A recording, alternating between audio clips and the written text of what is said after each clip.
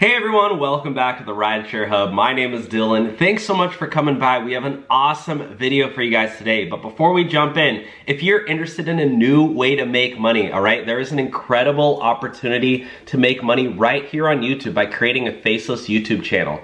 This is one of my accounts, one of my several accounts where I made over $130,000 in the past year. And in some months, I was able to make over $20,000 in a single month. This month, I made $37,000. So if you wanna learn how to do this, I set up a link below where you guys can learn how to do it. You don't need experience, you don't need a following. It's the best way to make money right now. So click the link below to get started. And now let's get started with the video. Okay, let's move on to the first video topic. You wanna read this one?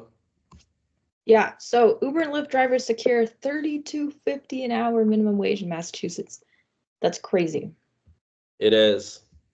That's pretty high. It is.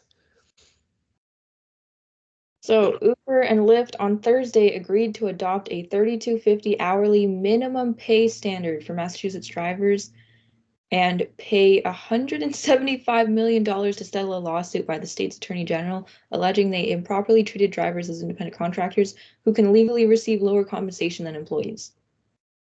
Wow. So who are they paying the hundreds? Are drivers getting that 175 million too? I'm not sure.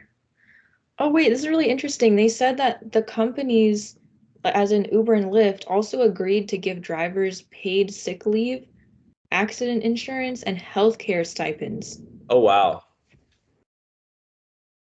That's crazy. Yeah.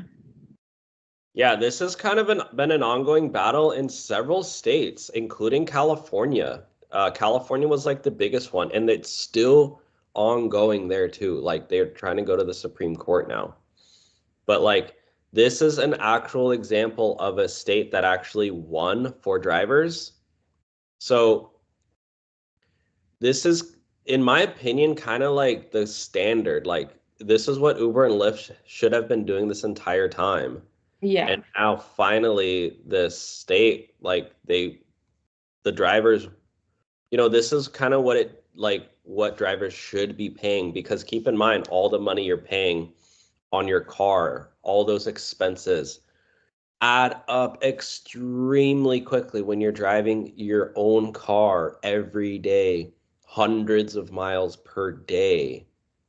You're putting on those miles. It gets really expensive when you take into account car depreciation, vehicle maintenance,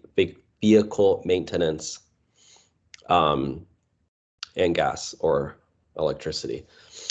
So yeah, pretty interesting. Oh, it says that the agreement requires Uber to pay all that money. It gets paid out to drivers, at least 140 million of it.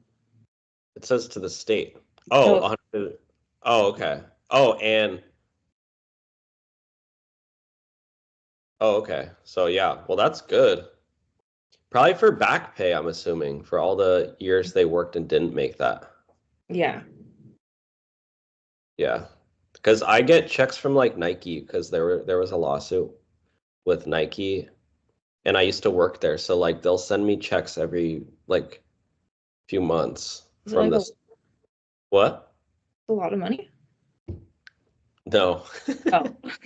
It'll be like $30 or something.